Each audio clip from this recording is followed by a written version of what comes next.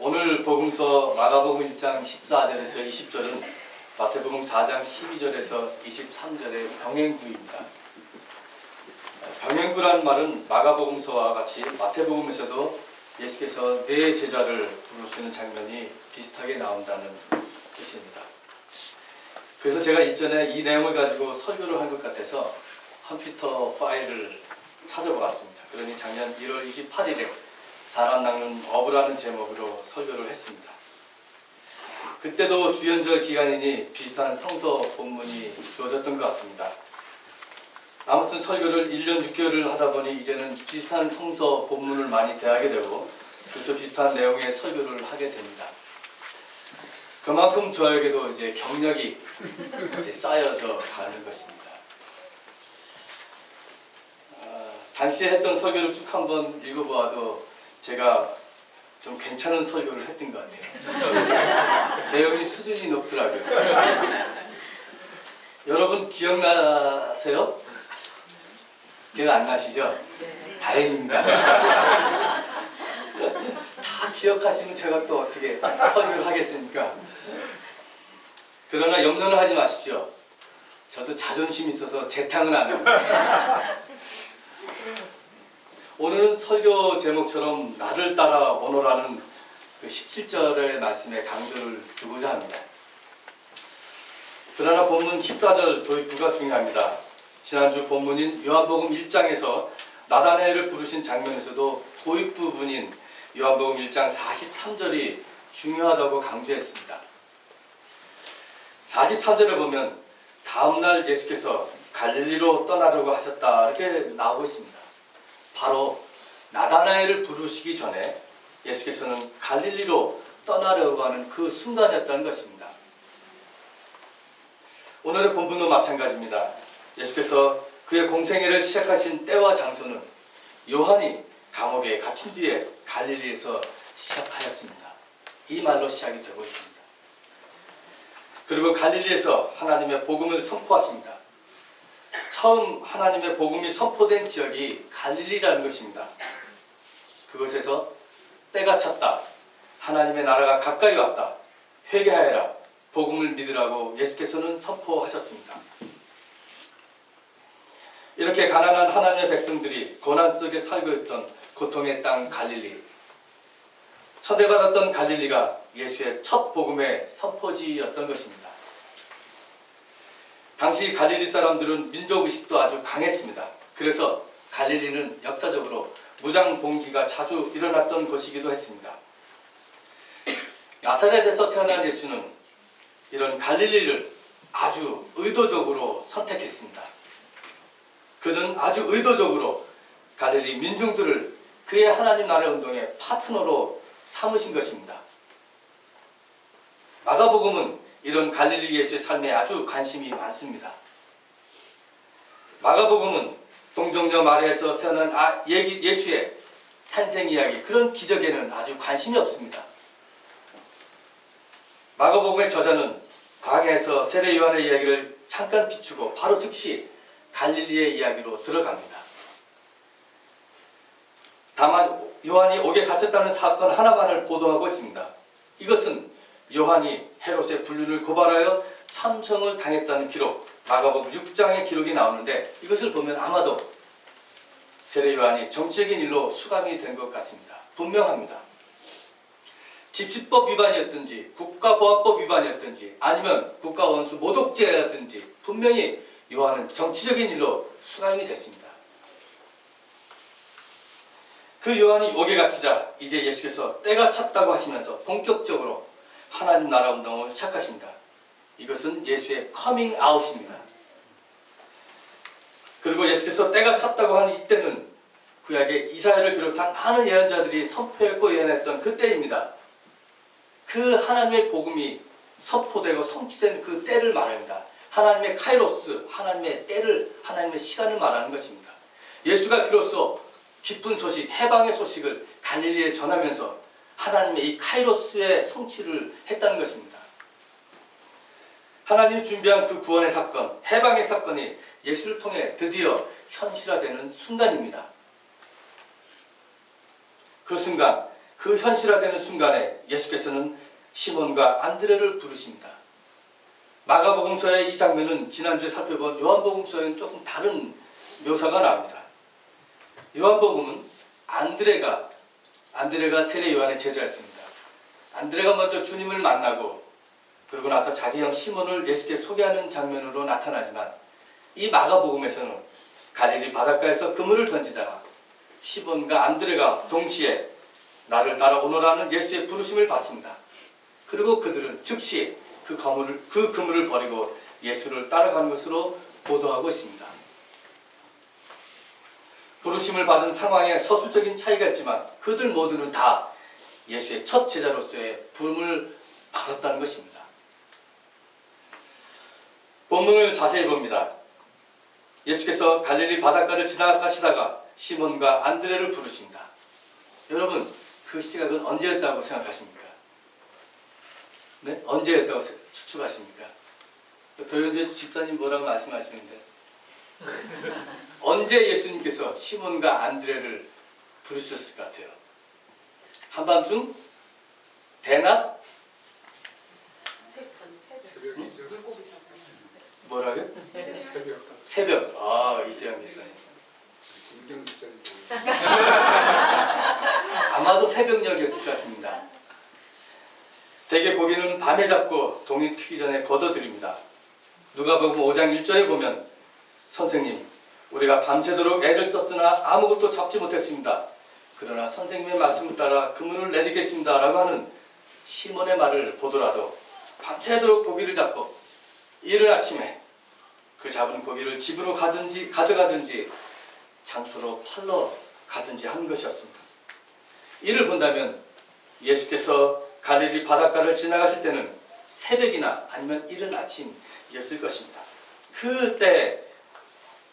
그때는 또 마침 시몬과 안드레는 바로 집으로 돌아갈 시점이요 혹은 장터로 가는 그 시점이었습니다. 그 시점에 예수를 만나 나를 따라오라는 그 말을 들었던 것입니다. 학자들은 추측합니다. 생판 모르던 시몬과 안드레에게 갑자기 아침에 만나서 나를 따라오라고 했을까? 아마도 예수님께서는 이들을 그 전부터 알고 있었지 않았을까? 진작부터 눈여겨보고 있었지 않을까? 이들의 기질과 성격을 보면 비록 무식한 어부였지만 그들은 하나님 나라를 위해서 예수의 제자로서 적어도 예수님의 눈에 볼 때는 낙점이 찍혔던 사람들이었을 것입니다.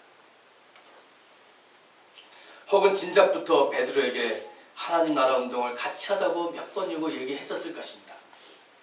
그러나 이 아침, 이 새벽에는 좀 특별한 순간이었습니다. 이들 사이에는 무엇인가 강한 공감대가 형성되었습니다. 그래서 그 한마디, 나를 따라오라는 그 한마디를 말씀 듣고 그물을 버리고 그들은 예수님을 따라갑니다. 예수는 이들뿐만 아니라 잠시 후에 세베대의 아들 야고보와 그의 동생 요한을 부르십니다. 그러자 그들도 배와 그물, 심지어 아버지까지 버리고 예수를 따라 나섭니다. 그러면 무엇 때문에 예수는 나를 따라 오라고 했을까요? 무엇 때문에? 그것은 분명합니다. 사람 낚는 어부가 되게 하려는 것이었습니다. 사람 낚는 어부가 되기 위해서 불렀던 것입니다. 그래서 사람 낚는 어부가 된다는 것은 부르심을 받은 사람들을 말합니다.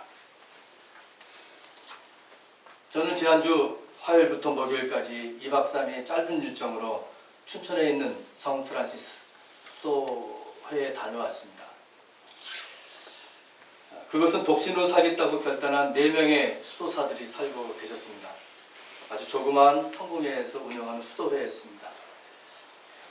성공회 신부들은 결혼을 합니다. 그런데 이 수도사들은 평생 독신으로 살겠다고 하는 종신 사역을 하고 이 수도회에 들어옵니다. 수도원에 들어옵니다. 물론 다 남성들입니다. 여성들은 수도회라고 하지 않고 수녀회라고 합니다. 그래서 그분들의 말에 의하면 캐톨릭에 이런 수녀회가 많이 있다고 합니다. 이 성 프란시스 수도회는 그러나 봉쇄 수도원은 아니었습니다. 봉쇄 수도원은 말 그대로 세상에 결별해서 한 번 들어가면 세상과 결별해서 죽을 때까지 거의 나오지 않는 것입니다. 제가 1996년에 독일교회 장학금으로 독일 마나임에서 독일어 공부를 하고 있었을 때였습니다. 그때 봉쇄 수녀원에 들어가기 위해서 열심히 독일어를 공부하고 있었던 한국 여성을 만났습니다. 그분은 독일에 가기 전에 저하고 괴테 인스티튜트에서 독일어를 공부했습니다. 그런데 그 넓고 넓은 독일에서 마나임에서 우연히 또 같이 만나게 됐어요. 열심히 독일어 공부를 하고 어느 날 공부를 마친 후 전철에서 서로 헤어질 때 이렇게 손을 흔들었는데 그게 마지막이었습니다. 그런 봉쇄 수녀에는 죽어서도 못 나온다고 합니다. 왜냐하면 죽으면 그 안에 공동묘지가 있기 때문입니다. 제가 간 수도원은 봉쇄 수도원은 아니어서 외부와는 자유롭게 소통하고 있었습니다. 그러나 내부의 규율은 아주 철저한 곳이었습니다. 아침 기도, 그리고 낮 기도, 그리고 저녁 기도, 밤의 묵상, 저녁 기도, 밤 기도 이렇게 계속 있었습니다. 매일같이 돌아가면서 인도를 합니다. 반찬도 밥도 외국 피정객들이 먹거나 남은 것으로 냉장고에 넣어서 먹고 있었습니다. 3일 동안 저는 그들과 함께 먹고 지내면서 느낀 것은 일생을 이렇게 독신으로 살겠다고 종신사역하는 것도 주님을 따르겠다고 나선 주님이 나를 따라오라고 부르신 그 부르심에 예하고 나선 것이라고 생각합니다. 매일 말씀 보며 기도하고 묵상하는 수도사들의 그 모습 속에서 오늘도 나를 따라오너라고 갈릴리 바닷가에서 새벽녘에 부르시는 그 주님의 목소리를 듣게 됩니다. 저는 한편 수도회에서 나를 따라오너라는 말씀을 묵상하면서 그것은 이 시대에 평화를 만드는 평화의 일꾼으로 부르신다는 강한 생각을 하게 되었습니다. 올해는 우리나라가 미얀마 해방 70년, 분단이 된 지 70년이 되는 해입니다.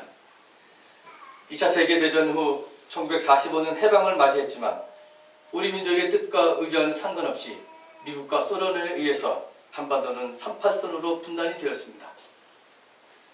1950년 한국전쟁이 발발하고 3년 뒤에 휴전이 된 후 지금까지 군사 분계선이 한반도의 분단의 상징이 되고 있습니다.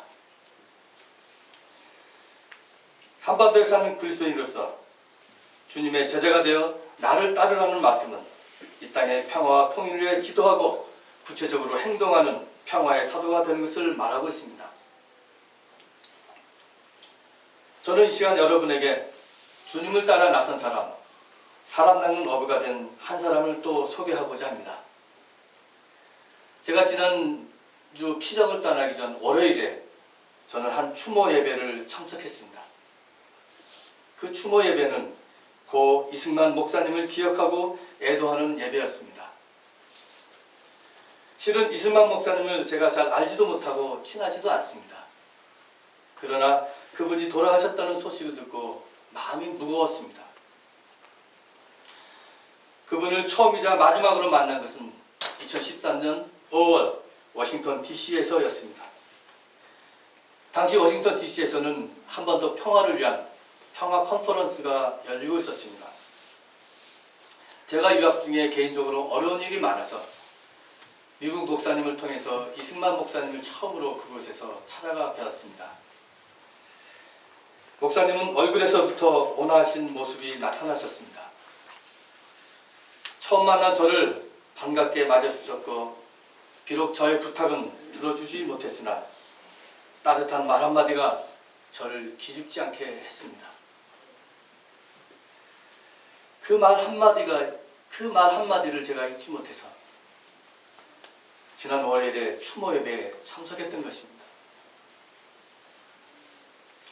알고 보니 저뿐만 아니라 그날 예배에 참석한 많은 분들이 그가 따뜻한 사람이었다고 회상하고 있었습니다. 그분의 삶을 잠시 소개하고자 합니다. 이 소개는 예장뉴스라고 하는 인터넷 신문에 이만열 역사학자가 기고하신 그 글을 바탕으로 제가 좀 수정을 했습니다.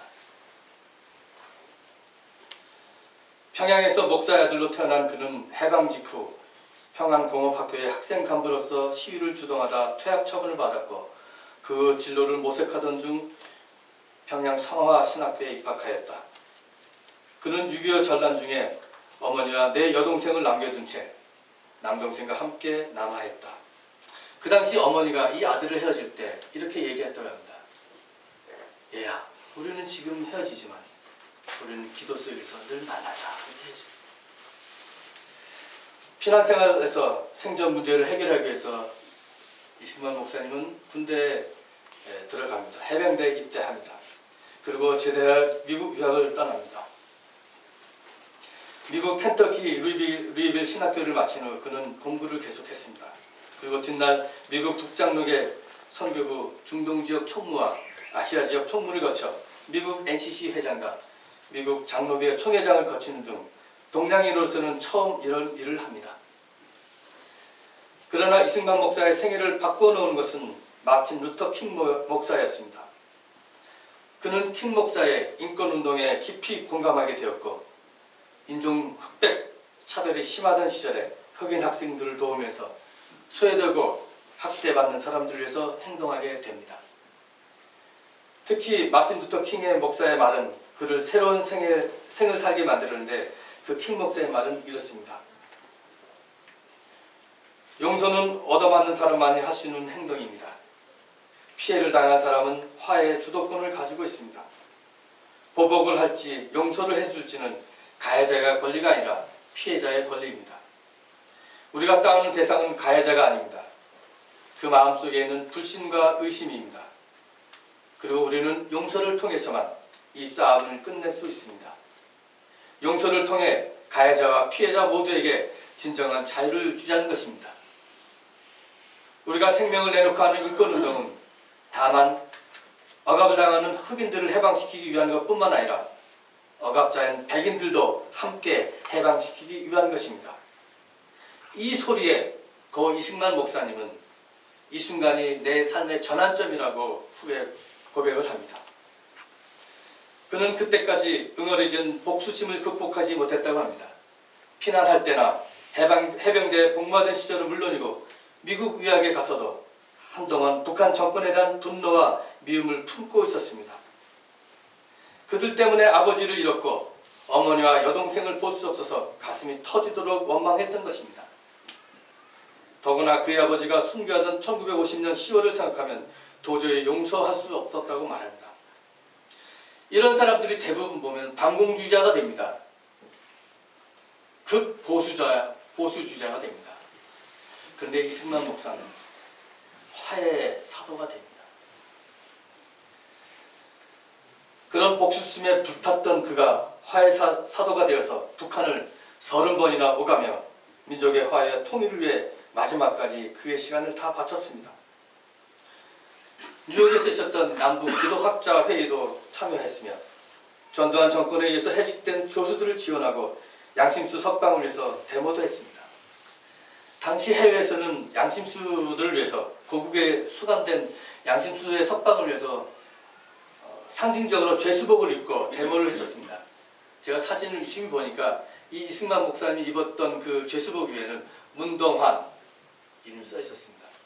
그리고 6907 수감 번호가 쓰여져 있었습니다. 지난해 말 골수암으로 판명되고 그 후 22일 만에 돌아가셨습니다. 그의 임종 마지막 말은 감사, 하나님께 감사 이렇게 마지막 말을 했다고. 내가 이렇게 살아온 것, 내가 이런 일을 했던 것 감사하다고 그의 동생이 증언했습니다. 그리고 그는 그의 뼈를 남한과 북한 그리고 미국에 뿌려달라고 유언을 남겼다고 합니다. 한국 나이로 84세인 이승만 목사님은 저 같은 후배 목사들하고 교본 있기에는 나이 차이가 있습니다.